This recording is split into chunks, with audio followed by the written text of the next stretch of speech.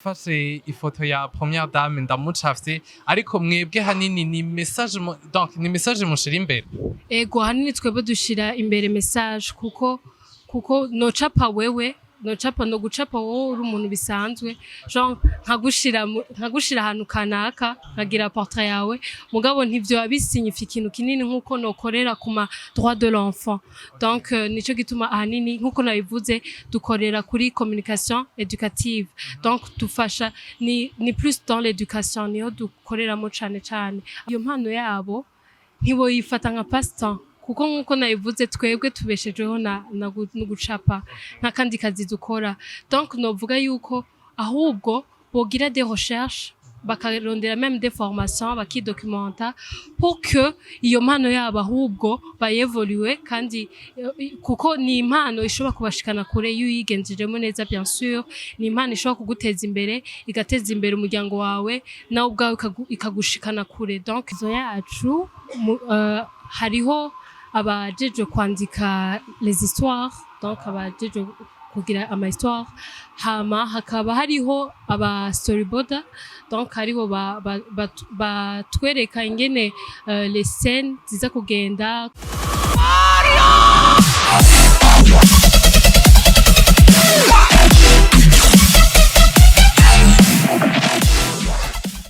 Mwaramutse mwiriwe bivanye naho muherereye mukaba tugarutse kuri rwa rubuga rwanyu rwa East Kingdom TV.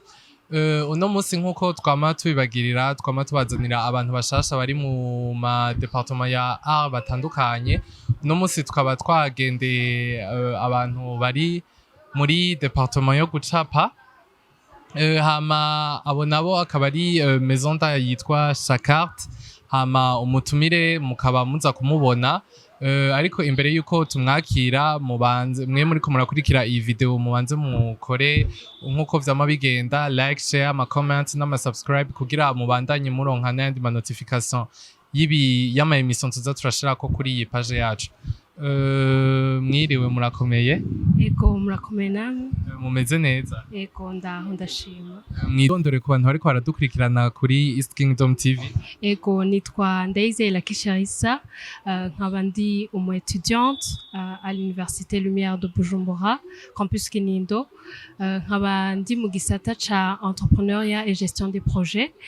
nkaba ndi umu artiste akora mu ishirahamwe ryitwa Chacart. Murakoze. Muri ico gisata mwariko muravuga ca Chacart mukoramwo coba kimeze gute ni kigo canke ni ndazi? Au fait Chacart c'est ni une entreprise, c'est une maison de production de bande dessinée et de dessins animés œuvrant dans le domaine de la communication, plus précisément dans la communication éducative et le divertissement à travers l'art. Okay, hama iyo nkuko mwari muvuze ati iyo maison ni maison yoba yaje gute muri iki gihugu c'u Burundi yavutse gute vyahereye kugira ishobore kubaho? Nkuko novuga historique ya Chacart. Chacart, premièrement, yabaye créé na Shakil Mugisha, ikaba yabaye créé en 2013. Mugabo ico gihe yatanguye comme étant un club, ikaba yatanguriye kuri lycée municipal Rohero, mais en début 2015 niho yaciba collectif des artistes, mais c'est plus précisément en septembre le 9 2016 que yacitse société. Avant de 2016 à 2018 notre spécialité yari l'art plastique, donc le crayon, la peinture, donc faire des portraits. De 2018 à 2020 notre twaciye twispécialiser plus muri dessin digital ariyo mu gisata ca cartoon. Ego nkuko mwari mubivuze ati ni yatangwe nka club. Jewe Chacart ndayizi kuri Rohero kuko actually Shakire twariganye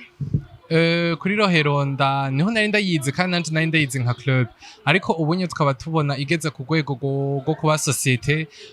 ama finance akazaraha ama marché yi maison yanyu bakaronka ivyo bakora. None ivyo vyose kugira mwebwe mubigereko ni inguvu za Shakire gusa canke namwebwe abanywanyi b'iyo maison b'iyo novuga nka club namwe murabishiramwo uruhara mukamufasha? Ahanini novuga umuntu ntashobora kwigeza kure iyo ari wenyene. Ahanini ni toute l'équipe, nitwe dupermeta ko Shakart igera ahigeze ubu. Ego. None muri iyo maison yanyu ya Shakart hari ibibazo muhura canke hari n'imbogamizi muhora mugira mu bikorwa vyanyu vya misi yose? Ego mugabo ahanini sinovuga ko duhura n'amaproblème menshi, mugabo ibibazo dukunda guhura naco ni inaccessibilité des matériels. Ahanini tudakunda gutrouva ici sur le marché local, donc au Burundi, ni sur le marché africain. Donc, tu vas obligé de l'importer de l'Occident en fait. Okay, muri uko kubura ama materiel nta hantu muhora mukina nk'abantu ho ugasanga murabuze abantu mukavuga ati hano hantu turabuze basi nk'abantu nka 5 canke 10 kugira equipe ikwire kugira dushobora gukora ibikorwa bishimishije?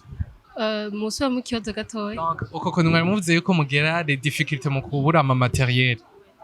Abantu ho murakwiye Jean ukavuga ati iyi maison yacu twe turikwije nta bantu tubuze, equipe yacu irahagije nta ngorane dufise ku bantu? Bon, novuga yuko nta ngorane dufise ku bantu mugabo kuko umwe wese muri Shakart arafise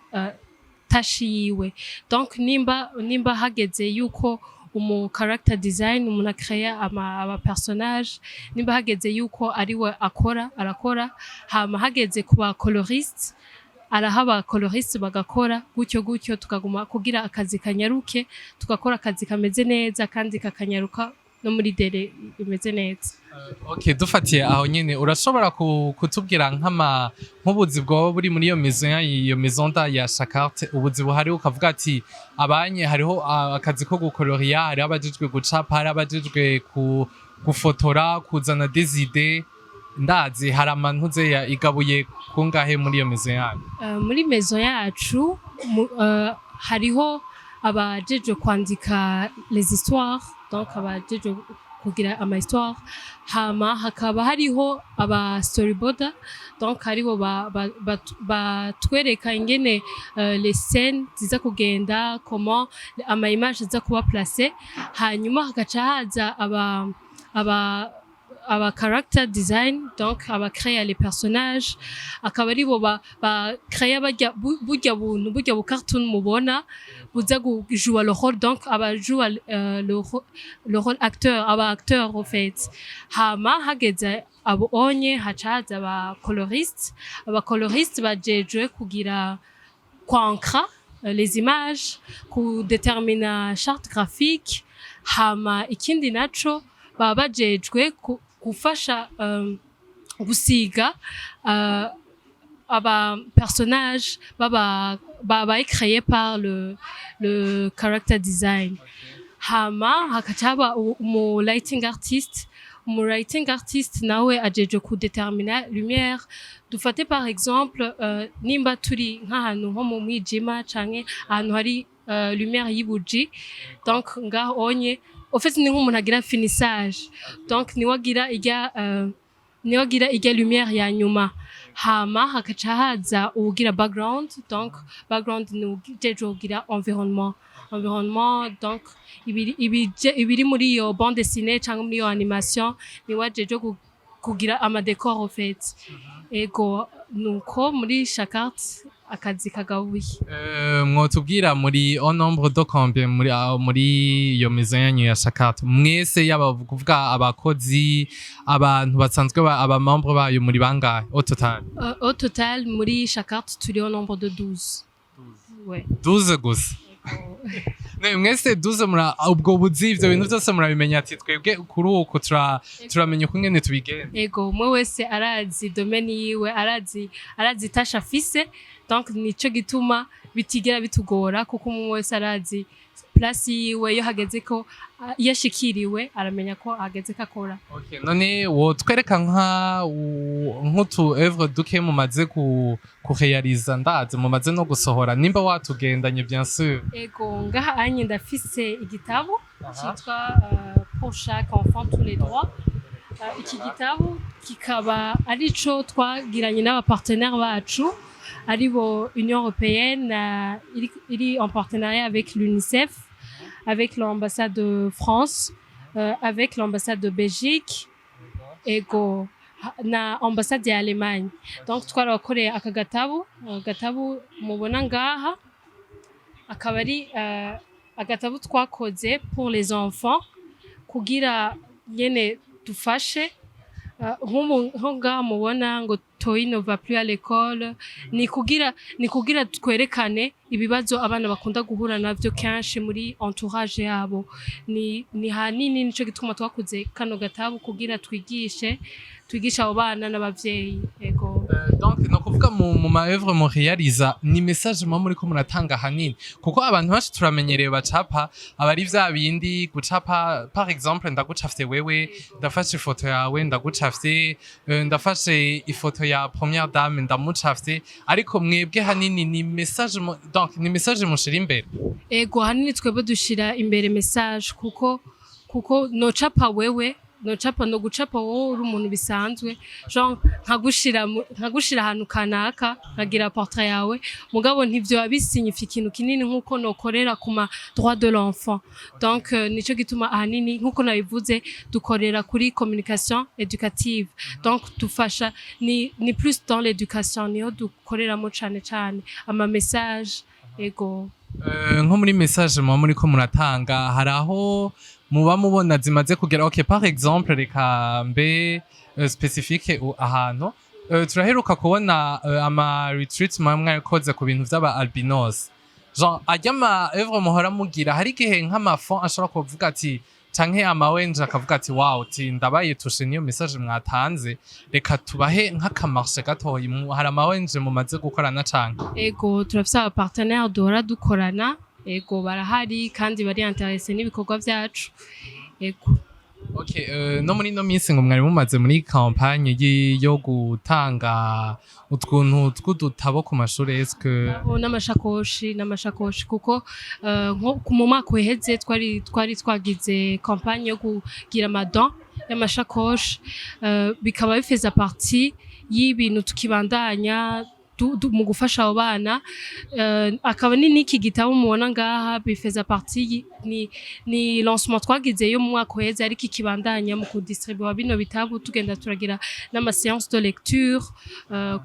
ku bana no ku bavyeyi hanini tunabigisha ingene boshobora guha importance impano y'umwana ego. Okay jewe hanini wavuze ngo muri 12 je n'ubundi acafise ama question kuko je sinahora sérieusement ukungene iyi travail imeze nk'uku ishobora kuba réaliser n'abantu 12 gusa genre kwera tuba tubona mu Burundi ukungene tumenyereye abantu n'abantu dazi ibikorwa vyabo mu kuba developer babisaba uburyo bwinshi genre si vya nuvuga ngo œuvre ngira abakozwe n'abantu batatu bane ngo be biraheze none nkamwebwe kugira mwisange muri Shakart zagenze gute kuri jewe numvuga j'ai de la chance kuko igihe n'intégra Shakart la maison Shakart à l'époque c'était encore un collectif donc ico gihe kandi n'abartiste narinzi la plupart y'amapost yabo Facebook nasanga bafeza partie de la maison Shakart kandi nkuko nabivuze ico gihe ari kiri collectif donc narabacontacté ndababwira yuko nkeneye kwintégra le groupe ndababwira yuko nkunda gucapa kandi nifuza ko bamforma hama ndabibashimira cyane ntibanyankiye baranyakiriye mu bandi barambwira karibu ndashika ndabereka ama œuvre yanje bien sûr pour intégrer Shakart twategeza ko ufise base donc barabona ko iyo base ndayifise hama baranyakira no gushika n'ubu no gushikira indi cika société niyo nari nkikora n'ubu akaba ariyo nkikora n'ubu. None uko kuntu waruvuze kuri base nk'ubu nka wewe kwanza twibagiye kubaza wewe muri ayo madomene yose wowe ukora uri muri yihe domaine muri maison Shakart? Jendi muri domaine ya cartoon donc ndumu coloriste gouacheur njeje ku déterminer la charte graphique ku mon personnage aba yabaye créé par le character design. Okay. None nkuko kuntu rero waruvuze est-ce que iyo base basaba nk'uko kuntu waravuze yuko uri umucoloriste base basaba yari base yo kubona Jean turamenyereye abakobwa mu maklase basha acapa agashugwe akacaga ayandi macouleur est-ce que niyo wewe base baravye canke baravuga ati kugira winjire muri chacarte nima kubuzi gucapa nk'uko nabivuze de 2016 à 2018 twari dufise comme spécialité l'art plastique ico gihe yari crayon yari peinture nanje ico gihe mu kwintegra chacarte nari mfise base ya crayon gusa nta yindi base nari nzi kandi nta yandi ma technique nari nzi ariko maze kugera muri chacarte baranyeretse ama technique mashasha baranyereka ukuntu nevolua muri art yanje hama ndava muri crayon ndevolua ndaduga nja muri peinture mvuye muri peinture nja muri cartoon ego uko niko nagiye ndevolua muri chacarte bivanye n'ukuntu chacarte yagiye nayo nyene yaduga none okay turumva ko ari abantu duze est-ce mu minsi iri imbere hari abandi bantu murafise imigambi yo kuhokrita canke kugira umuntu akeneye kwinjiramwo agira nk'ivyo vyo yagize akagira lettre de demande agasaba ati ndakeneye kwinjira muri equipe yanyu non nk'uko nabivuze muri chacarte kugira winjiye muri chacarte ubu bien sûr sinari nabipreshije ubu unye kugira winjiye muri chacarte turalansa un appel à dépôt de candidature donc nk'ayandi ma entreprise umuntu akipresenta akaza akavuga ko ashaka akazi hama tukamurecruta donc si nk'ico gihe ikiri collectif donc warandika kuri page ukababwira ivyo ko mufise impano tout ça mais ubu comme iri entreprise tugira ma appel à dépôt de candidature yego Okay, hama récemment hariho séminaire duheruka kubona mwari mumazimwo imisi 3 jours si je me trompe pas. Okay. Iyo séminaire yari ihagaze kubiki yari yamwebwe gusa abakozi bo muri chacarte canke mwaragiye guforma n'abandi bajene bo hanze bo bafise izo mpano zo gucapa. Mu bisanzwe iyi séminaire twagize yari ahanini y'abakozi gusa ba chacarte. Donc iyo séminaire twayigize niyo gufasha twebwe tuyevaluer donc turabe ibikorwa twagiye turakora muri uwo mwaka ivyo twagiye turarealiza ivyo tutashoboye gukora kugira mu mwaka ukurikira tubikore n'ingene twoshobora kwameliora nos techniques pour que tuguma dutanga akazi keza tuguma dutanga n'ama œuvre asa neza cyane donc niho ahanini iyo séminaire twayigize c'est pour enrichir donc nos compétences au fait et no kweshanja kugira umuntu tumenye ingene no kungere tudéterminer ingene tuzokora mu mwaka ukurikira. Est-ce que muri iyo maison yanyu harimwo ama profit nk'abo ku bwawe umaze kuronka ko canke muracana mu bintu vya bénévolat kwa kwitanganye kugira muteze imbere iyo maison yanyu nyene? Ego hari ama profit kuko ni mpaye exemple kuri twebwe nyene muri chacarte na je ubwanje muri chacarte na kindi kintu kitubeshejeho atari art donc twebwe aya ma profit amaze kuyabona donc nkuko nabibabwiye on a des partenaires ku kazi wacu tuguma dukorana ku ma projet atandukanye niho umuntu donc aronka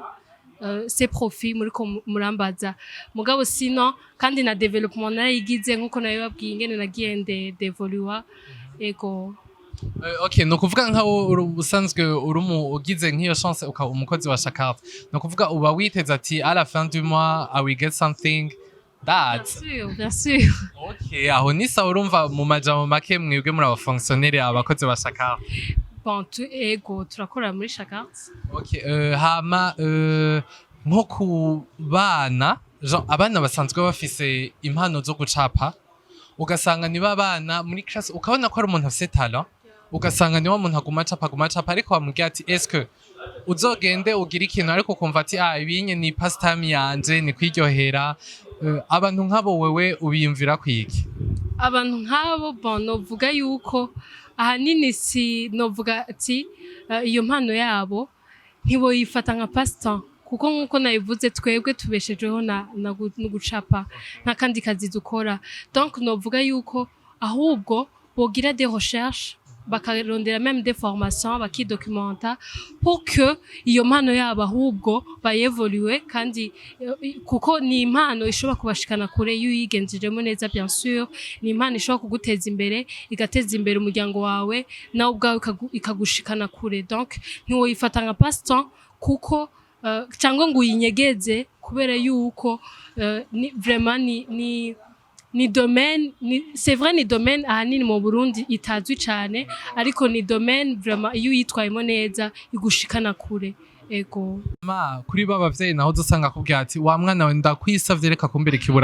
imbura kimazi mu nzu rondera ikindi kintu kizima uja gukora abo bavyeyi nabo ndazi ni nk'ikihe kintu nawe ubiyumvira ko bagifise izo ideology zo kwiyumvira uko kuntu ko kuvuga ati gucapa nta nyungu ushobora kubikuramwe guma wicaye ngaho muhira kuja gukora ivyo bintu en fait novuga yuko nkuko nabivuze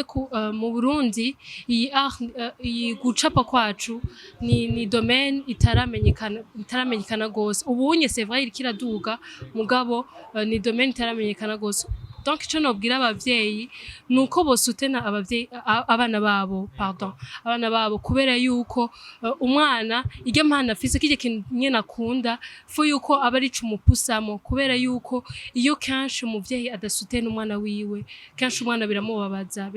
bigatuma ivyo bintu abiheba bigatuma ivyo bintu abibona nabi nubwo ari vyo yari yifuza gukora mu buzima ugasanga kubera umuvyeyi wiwe atamusutena ugasanga hanini birababaje donc notumira ahanini abavyeyi yuko basutena abana babo bakabafata mu mugongo bakabereka ahubwo nimba babona yuko batari kubaja muri droit chemin babereka ingene bashobora gukombina ivyigwa kenshi ahanini babivuga ko ivyigwa ingene bashobora gukombina ivyigwa no gucapa kwabo donc bakabereka ingene iyo discipline bokoresha kuko ahanini nibo bari la clé yo gutera imbere k'umwana ego okay reka jewe jengere nkubu tugira dufate aka reference gatoyi nkawe nk'umuvyeyi wawe amaze kubona ukungene wewe ukungene uhagaze tukangira ubonye arabona ati akarabero ntumusaba kakuja revwe ndazi ntumugira mpamara nje kubigura abibonye ahantu bikugejeje wewe ntiyumirwa akavuga ati ibi bintu nibike ti seriously nugucapa gusa kumugejeje ngaha wewe abibona bigeze kuri point ya je nko ku muvyeyi wanje novuga yuko nta ma difficulté ahanini nahuye nayo kubera yuko nagize abavyeyi batahura barantahuye muri art yanje kandi barabona n'abantu banforma yuko ari abantu vraiment babizigirwa donc je baransutena kuko nabantu bamye babona kuva kera confession mpano yo gucapa bakama bansutena ahubwo même bakiyumvira yuko bondondera des formations donc babonye maze kugera muri Chakart niho bace bavuga ati finalement umwana birashobora kumuteza imbere kuko turabibona donc novuga ati abavyeyi banje nta difficulté nahuye nayo kubera yuko baransutene barambaye hafi kandi n'ubu ndacaronka soutien yabo ego none nkuko kuntu basitwari tuvuze kuri bana uzusanga bakiri ku ntebe y'ishure ugasanga babifata nka passe-temps est-ce que iyo club ya Chakart ku mashure yarabandanije canke iyo club ico gihe ntiyasuye kubandanya donc nkuko nabivuze umuntu ntaguma hahandi nyene donc nkuko nabivuze en début 2015 niho ciba collectif des artistes donc twari artistes twarahurira hamwe tugacapa nyene tukigishanya tukagira des échanges mais après turabona yuko ntitwoguma hahandi nyene turabona yuko dukwiye kuduga hamira ba société n'ubunye akaba ari entreprise izwi n'amategeko bien sûr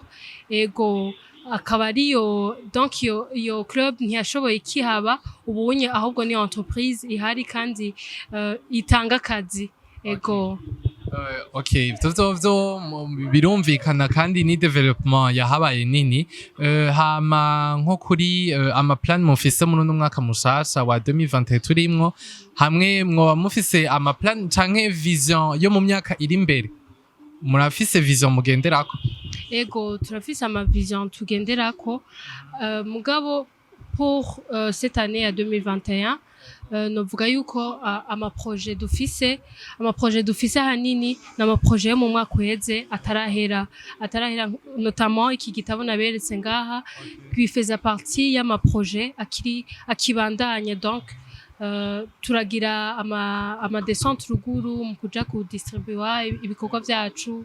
ego bifeza partie mu maprojet iwacu akiri en cours ego akabazo mfise k'amatsiko nama mbaza abandi kuri domaine murimwo ya art yo gucapa est-ce que murafise collaboration n'amamedia ya collaboration imwe uvuga ati irahagije genre turikwije turafise soutien y'amamedia turakorana y a pas de problème iyo dukeneye gukora ikintu turahamagara iyi media yariyo yose tugakorana est-ce que ivyo birabaho muri Shakarte canke ahubwo muracakeneye ubwo bufasha bw'amamedia namwe ego muri Shakarte turafise collaboration avec les médias nk'ubu par exemple iyo dukeneye kugira ya lancement nababwira iyo dukeneye kugira ama lancement turabatumako tukababwira bakaza bakadufasha mu kutugira publicité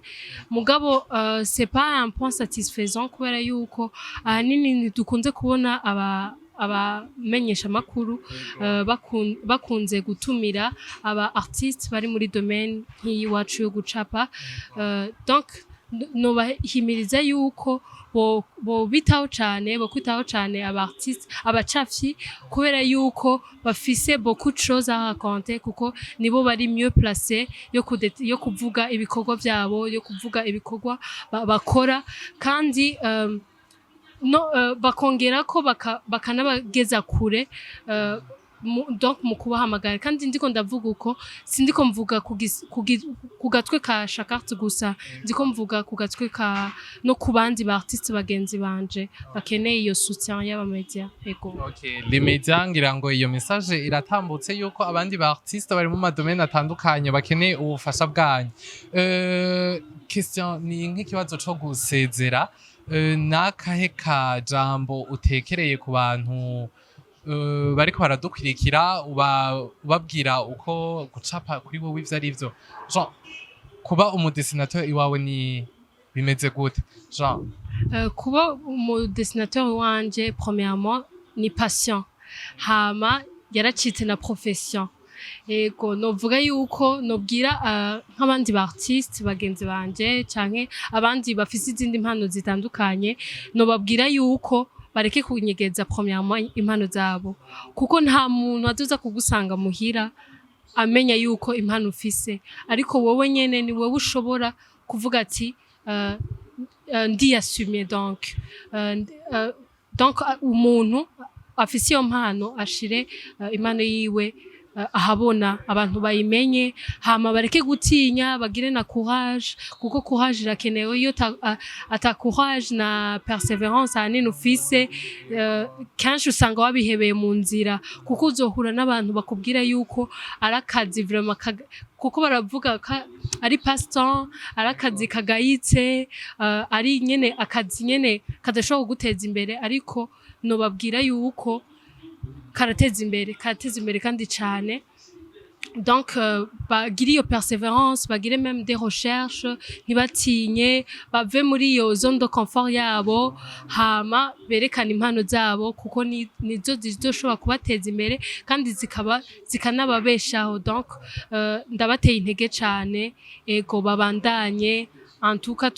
turi Burundi bw'ejo ego exactement Cherise reka tugushimire ku kanya kawe wadutije twizera yuko n'undi munsi dusuye kubatumako nka maison ya Shakarte muzotwitaba merci cyane ahubwo namwe mwantumiye hano ego reka namwe tubashimire mwariko mukurikirana kino kiganiro kuva ku ntango no kugeza ku musozo wacu tukabaha rendez-vous ku yindi emission twarabemera kuzoza turabatumira aba artiste batandukanye bari muri domaine zitandukanye kugira nabo mumenye uko babayeho uko bavyifatamwo nuko bimeze imbogamizi baronka reka tubashimire rero tubabwira ati naho ubutaha tuzosubira merci